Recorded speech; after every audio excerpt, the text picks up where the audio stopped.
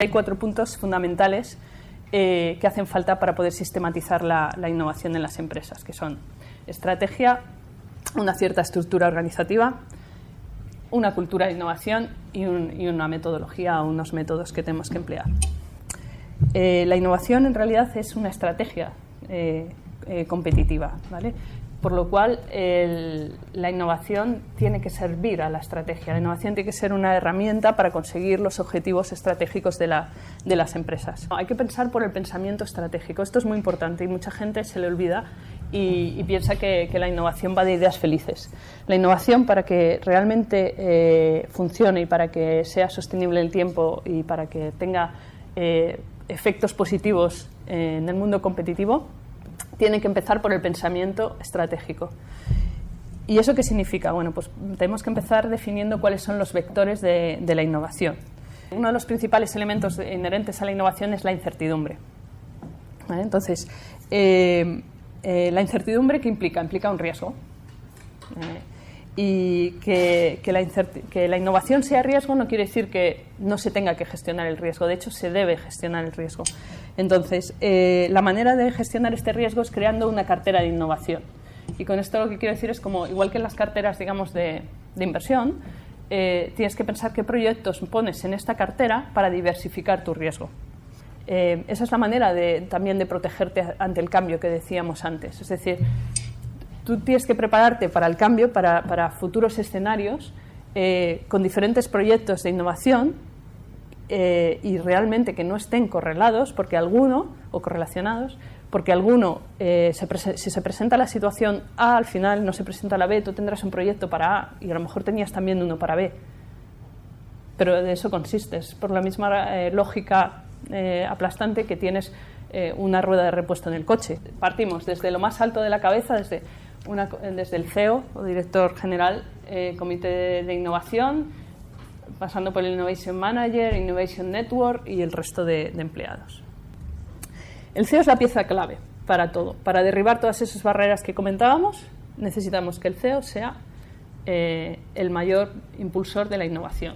El CEO es como la piedra esta en el arco, ¿no? Es la piedra clave que hace que el arco se sostenga. Y sin esta piedra pues no se sostiene. Y el resto de ejecutivos y el Innovation Manager serían las dovelas, que son las otras piedras que también, digamos, hacen que el arco se mantenga, si no, no se mantiene. Lo más importante era más las personas y la cultura que no los procesos, ¿vale? Al final, una de las cosas claves que decían las empresas que sí que consideraban que eran más exitosas en innovación es que los líderes que impulsan la innovación eran claves, porque estos líderes además no son tan habituales, son líderes que combinan la tensión que hay entre la creatividad y la eficiencia operativa, ¿vale? El Innovation Network es como lo llamamos en Vueling a la siguiente categoría, ¿vale? Entonces, antes comentaba que, claro, existen realmente muchas veces tensiones, ¿no?, entre las diferentes líderes que hay a nivel horizontal en la empresa, producción, comercial, ventas. Cada uno tiene muy claros y muy definidos sus objetivos, que son por los objetivos que le miden a esta persona y además que realmente pues obtiene también su bonus, ¿no?, a final de año. Y entonces involucrarlos en estos proyectos más a largo plazo y realmente hacer que trabajen en ellos es complicado. ¿Quiénes son estos líderes, digamos, de innovación? Son personas que se detectan en la organización como que son líderes cada uno en su área, que son gente que tiene capacidad de acción y que deben ser los principales aliados del Innovation Manager. Esto es muy importante. El Innovation Manager tiene que detectar quiénes son estas personas que pueden coincidir con la estructura formal o no, pero sí que tienen que tener cierta capacidad de liderazgo, cada uno en sus áreas, y aportan no solo el conocimiento que tienen, sino también su hacer. Es decir, al final son los que van a linkar lo que se define en cuanto a nivel estratégico, comité de innovación, hacia el resto de la organización. Uno de los elementos después de la estructura es la cultura, ¿no? Sin una cultura de innovación, la innovación no es sostenible en el tiempo. Todo este viaje que hemos hecho nos quedáramos con ciertas ideas muy importantes sobre innovación, ¿no? Innovar es vital para mantenerse competitivo en el tiempo y existe una correlación muy clara entre motivación, innovación y rendimiento. Hay que empezar siempre por el pensamiento estratégico, fundamental, y los ejes de la innovación para conseguir los objetivos estratégicos. Se necesita una estructura organizativa y una metodología para que sea sostenible. El CEO es la clave, y si no, tendremos que buscar quién. Requiere de un liderazgo creativo, hay que combinar creatividad con eficiencia, hemisferio derecho con hemisferio izquierdo. Hay que construirse el Innovation Network. No se trata de ideas, sino de valor, ¿vale? No se trata de ideas, sino de personas. Innovar es una cultura, es un aprendizaje continuo, tanto si sale bien como si sale mal.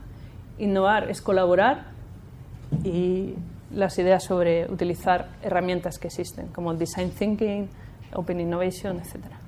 Quería compartir también una última idea que es una reflexión personal, en el sentido de que si tenéis que escoger entre una buena idea y un buen equipo, escoger el equipo, porque una buena idea sin un buen equipo no llega a ningún sitio. Normalmente cuando trabajamos todo el tema de captación de ideas, a todos nos encantaría recoger ideas totalmente disruptivas, muy creativas, pero yo creo, por lo menos lo que yo sé, no es la realidad. ¿Alguna herramienta mágica para estas circunstancias? El brainstorming no vale según de qué manera, porque tiene que venir mucho después, cuando ya estamos enfocados en algo, en un proyecto, en un proceso, pero no al principio del todo, porque puede surgir cualquier cosa y cosas que no tienen sentido ni aportan nada y desmotivan. Con lo cual, no te hagas esa pregunta, piensa más atrás y decir, bueno, no voy a pedir estas ideas ni voy a escuchar estas ideas, voy a empezar a hacer un proceso, o sea, pensar una estructura de cómo lo vamos a trabajar. Vamos a empezar con cuál es mi estrategia, qué objetivos quiero lograr, y luego ya pensar hacia dónde, hacerme las preguntas en esa dirección. Si estoy pidiendo la colaboración, las ideas a empleados, comunicarles esa estrategia, los objetivos y dejarles muy claro hacia dónde se tienen que enfocar, para que no ellos mismos vayan a darse cuenta y descarten según qué ideas.